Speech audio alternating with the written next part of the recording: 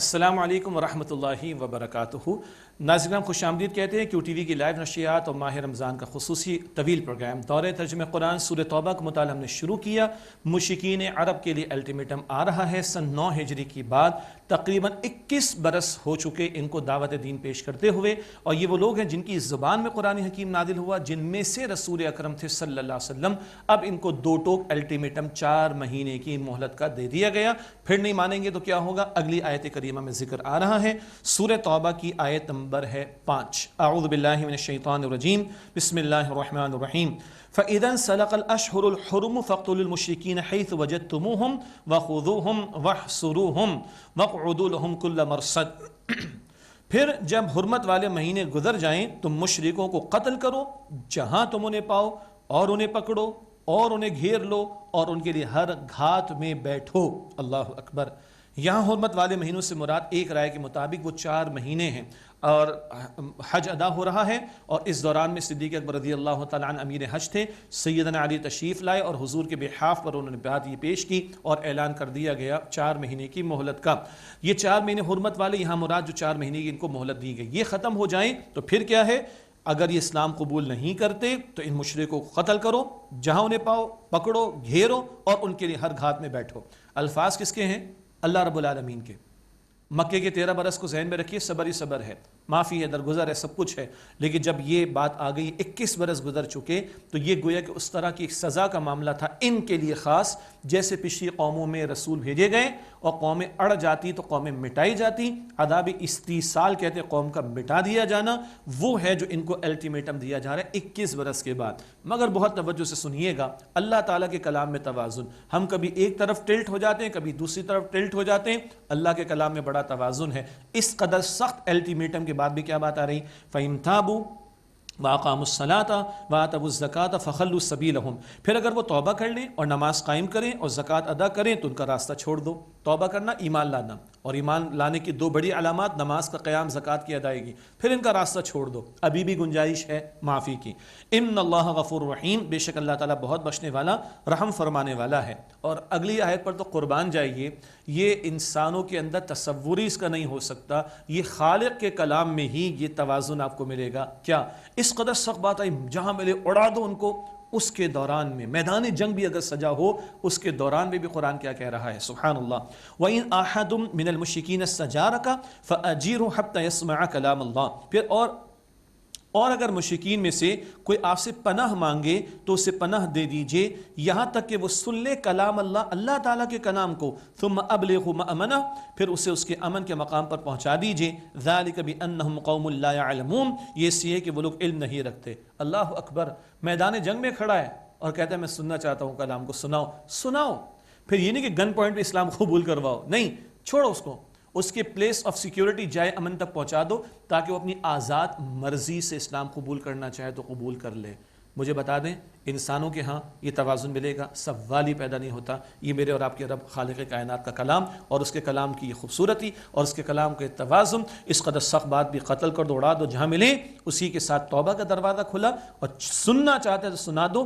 اللہ کہتے علم نہیں رکھتے، ارے 21 برس ہو گئے ان کو سناتے سناتے، کم و بیش 9 ہجری میں سورہ توبہ کا نزول ہو رہا ہے، اللہ اتنا مارجن ان کو عطا کر رہا ہے۔ یہ پہلا رکوع سورہ توبہ کا مکمل ہوا۔ اگلے 2 رکوع نمبر 2 اور 3 مضامین بتا رہے ہیں، اور ہمارے ساتھ ڈاکٹر اسرار صاحب رحمۃ اللہ علیہ، ان کی بھی بڑی پیاری رائے ہے، اور مضامین بتا رہے ہیں کہ یہ فتح مکہ سے پہلے نازل ہوئے، اور فتح مکہ کے لیے اہل ایمان کو ذہناً تیار کیا گیا۔ جو لوگ اپنے گھر بار کو چھوڑ کر مدینہ آ گئے تھے ان کو جانا تھا مکے والوں کے خلاف اقدام کرنے کے لیے 8 ہجری میں۔ لگتا ہے کہ اس سے پہلے ان 2 رکوعوں کا نزول ہو رہا ہے، مضامین گواہی دے رہے ہیں اس بات کی، تو ذہن میں رکھیے فتح مکہ سے پہلے کے حالات، اور تیار کیا جا رہا ہے مکے والوں کے خلاف اقدام کے لیے مسلمانوں کو جو ہجرت کر کے ابھی مدینہ میں موجود ہیں۔ کیف یکون للمشرکین عہد عند اللہ وعند رسولہ الا الذین عاہدتم عند المسجد الحرام۔ کیوں کر مشرکین کے لیے اللہ تعالیٰ کے پاس اور اس کے رسول کے پاس کوئی عہد کا معاملہ ہو، وعدے کا، سوائے ان لوگوں کے جن سے تم نے عہد کیا مسجد حرام کے پاس۔ صلح حدیبیہ 6 ہجری میں اس کی پاسداری کی جائے، یہ تو اللہ تعالیٰ بتا رہا ہے کہ ہاں یہ تو گنجائش ہے۔ حال اس کے سوا کیا پاسبلٹی کہ ان کے ساتھ کوئی معاہدہ ہو یا ان کے ساتھ کوئی نرمی کا معاملہ ہو؟ ہاں، پھر صلح حدیبیہ بھی یونیلیٹرلی خود مشرکین نے توڑی تھی، اس کے بعد پھر 8 ہجری میں فتح مکہ کا موقع بھی آیا، ذہن میں رکھیے گا۔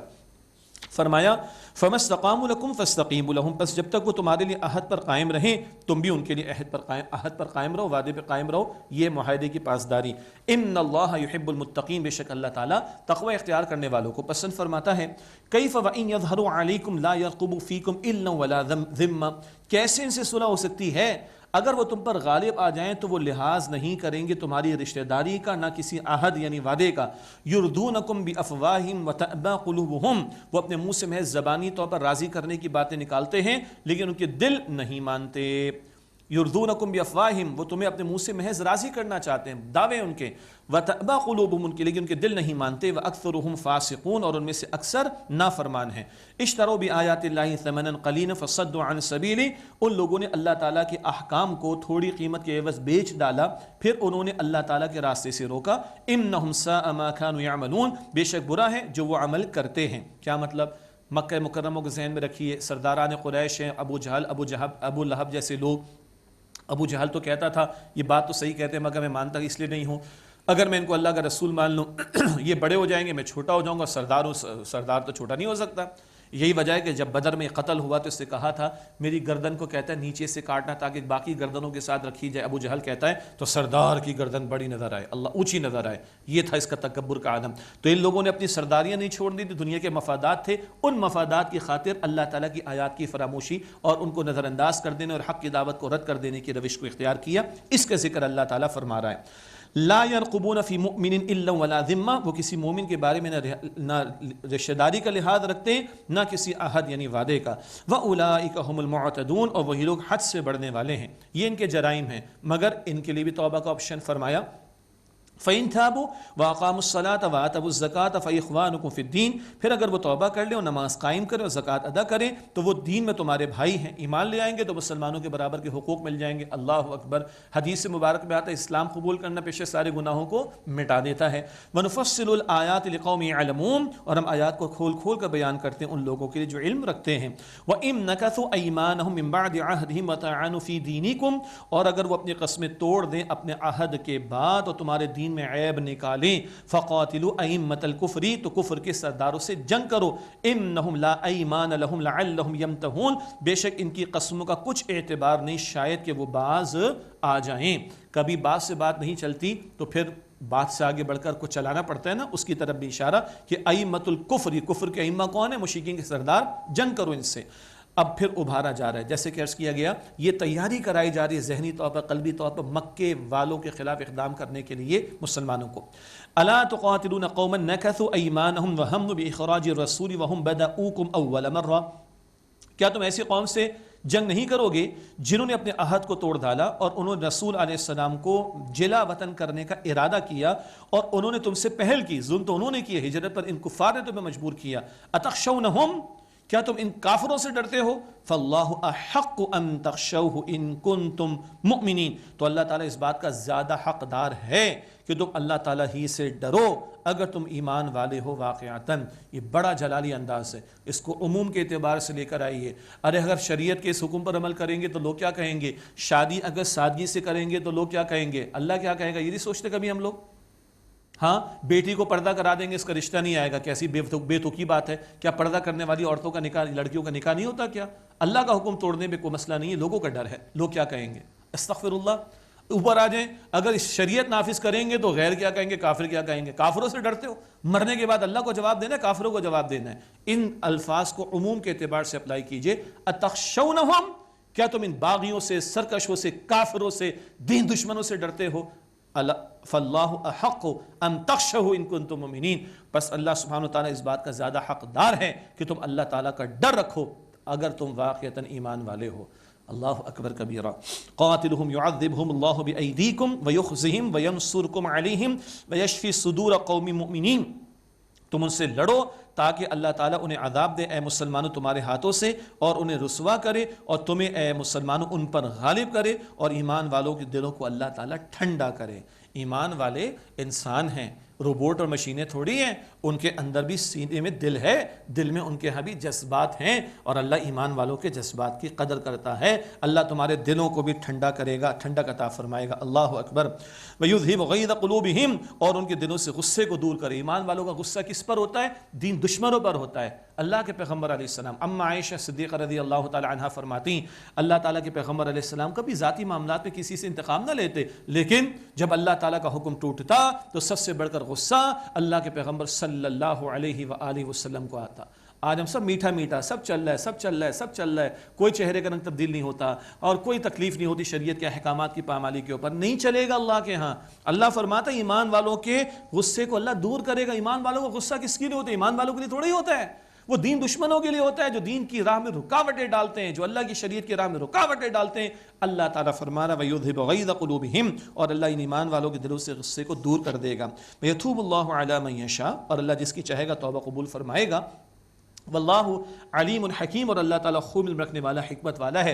کافروں میں سے بھی جس کے نصیب میں ہوگا اللہ تعالیٰ توفیق دے دے گا، اسلام قبول کر لیں گے وہ۔ اور فتح مکہ ہوئی، باقاعدہ کوئی جنگ کا معاملہ پیش نہیں آیا، اور اللہ کی شان وَرَأَيْتَ النَّاسَ يَدْخُلُونَ فِي دِينِ اللَّهِ أَفْوَاجًا، عظیم اکثریت کا معاملہ کیا ہوا؟ سب اسلام میں شامل ہو گئے الحمدللہ۔ لیکن تلوار اٹھی ہے، 10,000 کا لشکر گیا ہے فتح مکہ کے موقع پر، یہ ذہن میں رہے۔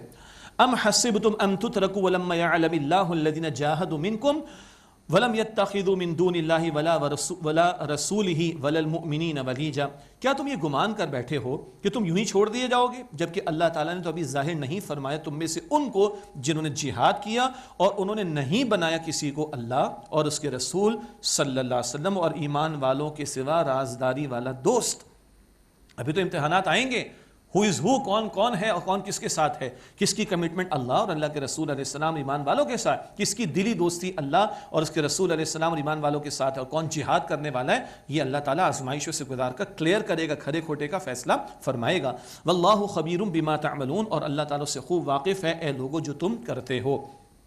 ما کان للمشرکین ان یعمروا مساجد اللہ شاہدین علی انفسہم بالکفر، مشرکین کا یہ کام نہیں کہ وہ آباد کریں اللہ تعالیٰ کی مسجدوں کو جبکہ وہ اپنے اوپر کفر کی گواہی دیتے ہوں۔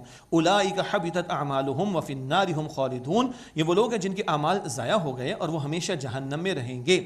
یہ کفار مشرکین کا بیان آ گیا۔ اب مسلمانوں کو کیا بتایا جا رہا ہے؟ ابھی تو یہ بیت اللہ شریف اور اس کا انتظام تو کافروں کے پاس ہے، ان کے پاس تو نہیں ہونا چاہیے۔ کن کے پاس ہونا چاہیے؟ فرمایا انما یعمر مساجد اللہ من آمن باللہ والیوم الآخر واقام الصلاۃ وآت الزکاۃ ولم یخش الا اللہ، اللہ تعالیٰ کی مساجد کو تو وہی آباد کرتے ہیں جو اللہ تعالیٰ پر اور آخرت، وہی آباد کرتا ہے جو اللہ تعالیٰ اور آخرت کے دن پر ایمان لائے اور اس نے نماز قائم کی اور زکوٰۃ ادا کی اور وہ اللہ تعالیٰ کے سوا کسی سے نہیں ڈرتا۔ فَعَسَىٰ أُولَٰئِكَ أَن يَكُونُوا مِنَ الْمُهْتَدِينَ، تو امید ہے کہ یہی وہ لوگ ہیں جو ہدایت پانے والوں میں سے ہوں گے۔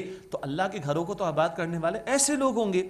اس آیت کے ذیل میں علماء کرام جب مساجد کی کمیٹی کے ارکان کیسے ہوں، ان کی صفات کیا ہوں، مساجد کی کمیٹی کے ارکان کی کیا صفات ہوں، اس آیت کے ذیل میں یہ صفات بھی علماء اور مفتیان کرام بیان کرتے ہیں۔ اللہ کے گھر کی نگرانی، یہ انتظام کن لوگوں کے ہاتھ میں ہو؟ اللہ اور آخرت پر ایمان رکھنے والے، نماز قائم کرنے والے، زکوٰۃ دینے والے، اللہ تعالیٰ ہی سے ڈرنے والے، یہ لوگ ہیں جو اللہ تعالیٰ فرما رہا ہے کہ ہدایت یافتہ لوگوں میں ہوں گے۔ اللہ ایسے لوگوں میں ہمیں شامل فرمائے۔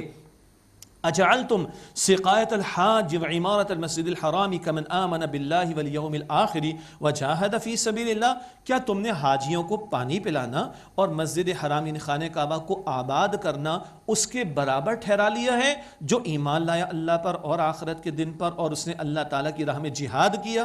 مشرکین مکہ کے دعوے تھے نا، ہم بیت اللہ کا انتظام چلاتے ہیں، حاجیوں کو کھلاتے پلاتے ہیں، تو تم کیا سمجھ رہے ہو یہ کچھ ظاہری اعمال یا کچھ اعمال کو اختیار کر کے تم ایمان والوں کے برابر ہو جاؤ گے جو واقعتاً ایمان والے اور اللہ کی راہ میں جہاد کرنے والے، باقی تم کفر بھی کرو، شرک بھی کرو، اللہ اور اس کے رسول علیہ السلام کے احکامات کی خلاف ورزی بھی کرو، تو تمہاری یہ چند نیکیاں، یہ نمائشی نیکیاں، یہ وراثت میں تمہیں جو یہ تھوڑا سا مقام مل گیا، یہ اللہ کے قابل قبول نہیں ہے۔ ایمان لانا اور ایمان کے تقاضوں پر پورا عمل پیرا ہونے کے لیے جہاد کا لفظ یہاں پر آیا، بڑی براڈر پرسپیکٹو میں اصطلاح ہے، تم اس کے برابر نہیں ہو سکتے۔ بہت اہم نقطہ ہے، بہت اہم نقطہ ہے، بہت اہم نقطہ ہے۔ چند یہ اعمال انجام دے کر تم سمجھو کہ سارے دین کے تقاضے پورے ہو گئے، ایسا نہیں ہے۔ فرمایا لا یستوون عند اللہ، وہ برابر نہیں اللہ تعالیٰ کے نزدیک، واللہ لا یہدی القوم الظالمین، اور اللہ تعالیٰ ظالم لوگوں کو ہدایت نہیں دیتا۔ مساجد کا انتظام ہو، پھر حرمین شریفین کی بات ہو، بڑی سعادت کی بات ہے، اس انتظام کا اجر بھی ملے گا، مگر اللہ کے دین کے پورے تقاضے پورے کرنا اور اللہ کی شریعت کو نافذ کرنا اور دین دشمنوں کے مقابلے میں حق والوں کا ساتھ دینا، یہ بھی اللہ کے دین کے اور ایمان کے تقاضے ہیں، اس طرف بھی توجہ رہے۔ واللہ لا یہدی القوم الظالمین، اور اللہ ظالمین کی قوم کو ہدایت نہیں دیتا۔ الذین آمنوا وہاجروا وجاہدوا فی سبیل اللہ باموالہم وانفسہم، جو لوگ ایمان لائے اور انہوں نے ہجرت کی اور اللہ کی راہ میں اپنے مال اور اپنی جانوں سے جہاد کیا، اعظم درجۃ عند اللہ، ان کے درجے اللہ تعالیٰ کے ہاں بہت بڑے ہیں، فاولئک هم الفائزون، اور یہی لوگ فائز یعنی کامیاب ہونے والے ہیں، اللہ تعالیٰ ہمیں ان میں شامل فرمائے۔ یبشرہم ربہم برحمۃ منہ ورضوان وجنات، ان کا رب انہیں اپنی طرف سے رحمت اور خوشنودی اور باغات کی خوشخبری دیتا ہے، لہم فیہا نعیم مقیم، ان میں ان کے لیے دائمی نعمت ہے، ہمیشہ کی نعمتیں۔ اللہم انا نسألک جنت الفردوس، اے اللہ ہم تجھ سے جنت الفردوس کا سوال کرتے ہیں، خالدین فیہا ابدا، وہ اس میں ہمیشہ ہمیشہ رہیں گے، ان اللہ عندہ اجر عظیم، بے شک اللہ تعالیٰ کے ہاں اجر عظیم ہے۔ اگلی دو آیات میں ابھارا جا رہا ہے، اور ذہن میں رکھیے گا صحابہ مدینہ شریف میں ہیں، اپنے رشتہ داروں کو مکہ مکرمہ میں چھوڑ آئے ہیں، اور ان رشتہ داروں مکے میں کفار مشرکین رشتہ دار بھی ہیں ان کے خلاف اقدام کرنا ہے، ذہناً قلباً تیار کیا جا رہا ہے۔ یا ایھا الذین آمنوا لا تتخذوا آباءکم واخوانکم اولیاء ان استحبوا الکفر علی الایمان، اے ایمان والو اپنے باپ دادا کو اور اپنے بھائیوں کو اپنا دوست نہ بناؤ اگر وہ لوگ ایمان کے خلاف کفر کو پسند کریں، پھر باپ ہو، دادا ہو، بھائی ہو، دلی دوستی نہیں کرنا۔ ان استحب الکفر علی الایمان، اگر وہ کفر کو ترجیح دیں اور پسند کریں ایمان کے مقابلے میں۔ ومن یتولہم منکم فاولئک ھم الظالمون، اور تم میں سے جو ان سے دلی دوستی کرے گا تو وہی لوگ ظالم ہیں۔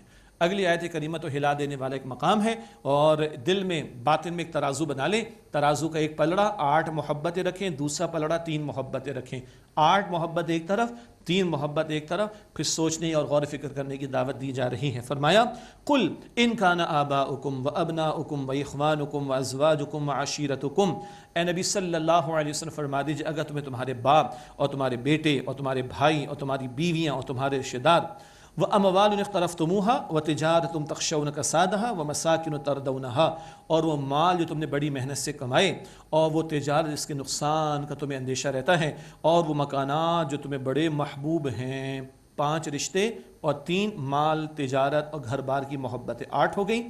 احب الیکم من اللہ ورسولہ وجہاد فی سبیلہ، اگر یہ 8 ان میں سے کوئی محبت تمہیں زیادہ محبوب تر ہے اللہ کی محبت سے اور اللہ کے رسول علیہ السلام کی محبت سے اور اللہ تعالیٰ کی راہ میں جہاد کی محبت سے، فتربصوا، تو جاؤ انتظار کرو، اللہ اکبر، جاؤ انتظار کرو، بہت سخت بیان ہے یہ، حتی یاتی اللہ بامری، یہاں تک کہ اللہ تعالیٰ اپنا فیصلہ لے آئے، فرد کی موت اور قوم کے لیے عذاب۔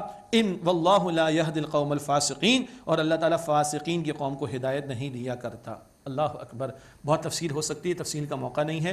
8 محبت ایک پلڑے میں، 3 ایک پلڑے میں، اگر یہ 8 والا بھاری تو جاؤ انتظار کرو، پھر ہدایت نہیں ملے گی۔ کون سا پلڑا بھاری ہے میرا اور آپ کا؟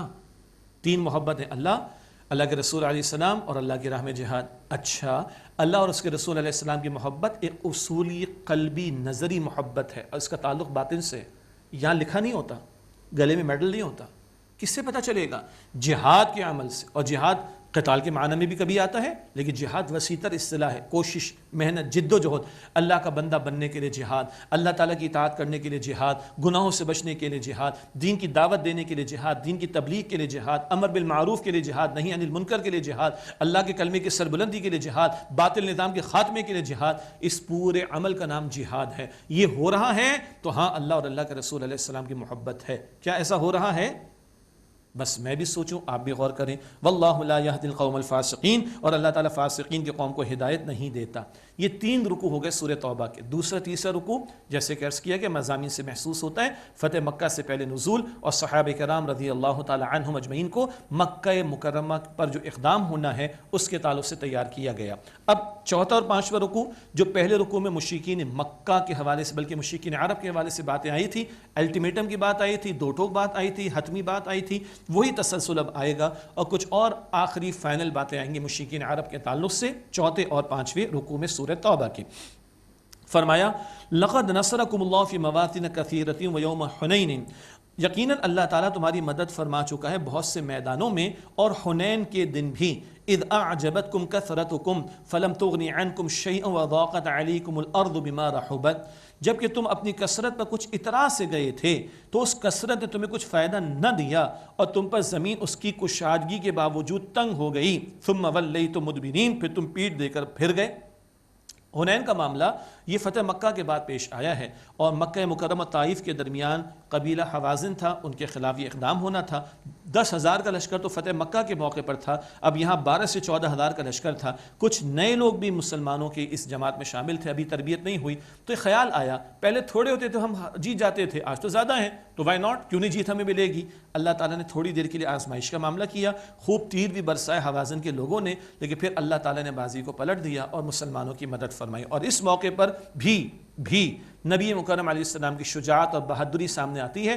جب بھگدڑ مچی ہے، مسلمان دائیں بائیں ہو رہے، حضور کھڑے ہوئے صلی اللہ علیہ وسلم، آپ نے سب کو جمع فرمایا. آپ نے فرمایا انا النبی لا کذب، میں اللہ کا نبی ہوں، میں جھوٹ نہیں کہتا. انا ابن عبد المطلب، میں عبد المطلب کا بیٹا ہوں. آؤ میرے بندو، آؤ اللہ کے بندو، آؤ میری طرف آؤ، میری طرف آؤ، میری طرف آؤ، الیہ عباد اللہ، میری طرف آؤ. اللہ کے رسول کھڑے ہیں اور صحابہ اور پھر نئے مسلمان تو ہو گئے مگر ابھی ان کی تربیت نہیں ہوئی تھی، تو ایک معاملہ آ گیا، بتا دیا گیا تمہاری نگاہ تمہاری کثرت پر، تعداد پر، مال پر، اسباب پر نہیں ہونی چاہیے، وہ اختیار کر لو، نگاہ تمہاری مسبب الاسباب پر ہونی چاہیے. تو شروع میں تو یہ ایک آزمائش کا معاملہ. پھر کیا ہوا؟ حنین کی بات ہو رہی. ثم انزل اللہ سکینتہ علی رسولہ وعلی المؤمنین وانزل جنودا لم تروها وعذب الذین کفروا. پھر اللہ تعالیٰ نے اپنے رسول علیہ السلام پر اور اہل ایمان پر اپنی تسکین نازل فرمائی اور اللہ نے لشکر اتارے وہ جو تم نے نہیں دیکھے، فرشتے اللہ تعالیٰ نے بھیجے. اور وعذب الذین کفروا، اور اللہ تعالیٰ نے کافروں کو عذاب دیا. وذالک جزاء الکافرین، اور یہی کافروں کی سزا ہے. ثم یتوب اللہ من بعد ذلک علی من یشاء، پھر اس کے بعد اللہ تعالیٰ جس کی چاہے گا توبہ قبول فرمائے گا. واللہ غفور رحیم، اور اللہ تعالیٰ بہت بخشنے والا، نہایت رحم فرمانے والا ہے. یا ایھا الذین آمنوا انما المشرکون نجس فلا یقربوا المسجد الحرام بعد عامہم ھذا. اے ایمان والو، بے شک یہ مشرک ناپاک ہیں. ناپاک سے مراد ان کا عقیدہ ناپاک ہے، ان کا باطن ناپاک ہے. یہ نہیں کہ مشرک اس میرے ہاتھ کو ٹچ کر دے تو یہ ناپاک ہو جائے گا، عقیدے کی ناپاکی کا معاملہ. یا ایھا الذین آمنوا انما المشرکون نجس، اے ایمان والو بے شک مشرکین نجس یعنی ناپاک ہیں. فلا یقربوا المسجد الحرام بعد عامہم ھذا، لہذا وہ قریب نہ جائیں اس سال کے بعد مسجد حرام کے. اس میں بھی تفصیلات ہیں کہ آئندہ یہ حج نہیں کریں گے، یہاں نہیں آئیں گے. وَإِنْ خِفْتُمْ عَيْلَةً فَسَوْفَ يُغْنِيكُمُ اللَّهُ مِنْ فَضْلِهِ إِنْ شَاءَ، اور اگر تمہیں محتاجی کا ڈر ہو تو اللہ تعالیٰ تمہیں جلد غنی فرما دے گا اپنے فضل سے اگر چاہے گا. إِنَّ اللَّهَ عَلِيمٌ حَكِيمٌ، بے شک اللہ خوب علم رکھنے والا، حکمت والا ہے. مشرکین عرب دور دراز سے لوگ حج عمرے پر آتے تھے، نذرانے لے کر آتے تھے، بتوں کو چڑھاوے پیش کرتے تھے، اور جہاں تک اس کی جیب میں تھا وہ بتوں کی رکھوالی کرنے والوں کی جیب میں یہ دین کے نام پر، مذہب کے نام پر بڑا بدترین استحصال اور ایکسپلائٹیشن چلتا تھا. اور تجارت بھی چلتی تھی، میلے ٹھیلے بھی چلتے تھے. اچھا ایک بات آ رہی ہے، یہ سب ختم ہو جائے گا تو پھر یہ تجارت رک تو نہیں جائے گی؟ یہ جو انفلو آتا ہے سارے اکانومی کے اندر، اللہ تعالیٰ فرمایا دیکھو اگر تمہیں محتاجی کا ڈر ہو تو اللہ تعالیٰ تمہیں جلد غنی کر دے گا اپنے فضل سے اگر چاہے گا. ارے شرک ان کو سمجھانے کے لیے، شرک کرتے رہے اللہ تمہیں کھلا رہا تھا، توحید پر آ جاؤ گے تو اللہ تمہیں بھوکا رکھے گا. اللہ اکبر. ہم بھی سوچیں 75 برس ہو گئے پاکستان کو قائم ہوئے، شریعت نافذ نہیں کر رہے، اب فلاں ناراض ہو جائے گا، عالمی طاقتیں ناراض ہو جائیں گی، سینکشنز لگ جائیں گی، تو اللہ کے دین کو چھوڑ کر ہمیں کوئی نہریں دودھ کی مل گئی ہیں کیا؟ ہمارے بچوں کے منہ میں سونے کے نوالے آ گئے کیا؟ ارے آؤ تو صحیح، توکل تو کرو. تم نافرمانیاں کر تو اللہ تعالیٰ تمہیں کھلا رہا ہے. جب فرما برداری پر آ جاؤ گے، اللہ تعالیٰ پر توکل کرنے پر آ جاؤ گے تو اللہ بھوکا نہیں چھوڑے گا. یہ ہمیں بھی سمجھنا چاہیے. ان اللہ علیم الحکیم، بے شک اللہ سبحانہ و تعالیٰ خوب علم رکھنے والا، حکمت والا ہے. قاتل الذین لا یؤمنون باللہ ولا بالیوم الآخر ولا یحرمون ما حرم اللہ ورسولہ، ان لوگوں سے مسلمانوں تم لڑو جو یعنی جنگ کرو جو ایمان نہیں لاتے اللہ تعالیٰ پر اور آخرت کے دن پر، اور حرام نہیں ٹھہراتے اس کو جو اللہ تعالیٰ نے حرام ٹھہرایا اور اس کے رسول علیہ السلام نے حرام ٹھہرایا، ولا یدینون دین الحق من الذین اوتوا الکتاب، اور نہ وہ دین حق کو قبول کرتے ہیں ان لوگوں سے جو اہل کتاب ہیں، حتی یعطوا الجزیۃ عن ید وہم صاغرون، یہاں تک کہ وہ جزیہ دیں اپنے ہاتھ سے ذلیل ہو کر، یہ چھوٹے بن کر رہنا گوارا کرے۔ یہ بات آ رہی ہے مشرکین عرب کے علاوہ۔ مشرکین عرب کو تو معاملہ تھا 4 مہینے کی مہلت قبول کرو ورنہ جنگ ہوگی۔ ان کا خاص معاملہ کیا تھا؟ قرآن پاک ان کی زبان میں، حضور انہی میں سے صلی اللہ علیہ وسلم، وہ ایک عذاب استحصال جیسا معاملہ تھا۔ خیر عظیم اکثریت باز آ گئی، انہوں نے اسلام قبول کر لیا۔ اب ان کے علاوہ جیسے کہ اہل کتاب ہیں ان سے جنگ ہوگی، لیکن کیا ہے؟ اسلام پیش کیا جائے گا، قبول کر لیں برابر کے بھائی، قبول نہیں کرتے آؤ جنگ ہو جائے گی، ورنہ کیا ہے؟ اسلامی ریاست اگر ہو، اسلامی ریاست بھی تو ہو واقعتاً، بالادستی قبول کریں گے، جزیہ دیں گے، اور اسلامی ریاست ان کی پروٹیکشن کرے گی، جان کی، مال کی، آبرو کی، عقیدے کی، مذہبی عبادت گاہ ان کی اسلامی ریاست پروٹیکشن کرے گی، جزیہ دیں گے اور اسلامی ریاست کی بالادستی کو قبول کر کے وہ چلیں گے۔ تو جنگ کرنے کو کہا گیا کن سے؟ اللہ پر ایمان نہیں رکھتے، آخرت پر ایمان نہیں رکھتے، اور ایک اور اہم بات، اسے حرام نہیں ٹھہراتے جسے اللہ اور اللہ کے رسول نے حرام ٹھہرایا۔ پتہ چلا سنت کی اہمیت، اللہ تعالیٰ بھی حرام فرماتے ہیں کچھ چیزوں کو، باتوں کو، اور اللہ کے رسول بھی حرام ٹھہراتے صلی اللہ علیہ وسلم۔ یہ نقطہ بھی معلوم ہو گیا، اور جزیے کا آپشن آ گیا مشرکین عرب کے سوا کہ یا تو اسلام قبول کرو، یا پھر جنگ کے لیے تیار ہو جاؤ، یا پھر چھوٹے بن کر رہو، اسلامی ریاست کی بالادستی قبول کرو۔ اور جزیہ کیا ہے؟ ایک سارٹ آف ٹیکس ہے جس کے اگینسٹ ایک غیر مسلم اسلامی ریاست میں رہے گا، اور اس کی پروٹیکشن کی ذمہ داری اسلامی ریاست کے ہاتھ میں ہوگی۔ باقی اس کی مزید تفصیلات بھی کتب تفاسیر میں دیکھی جا سکتی ہیں۔ ناظرین کرام ایک وقفہ لیتے ہیں، اس کے بعد سلسلہ انشاءاللہ جاری رہے گا دورہ ترجمہ قرآن کا۔ السلام علیکم ورحمۃ اللہ وبرکاتہ۔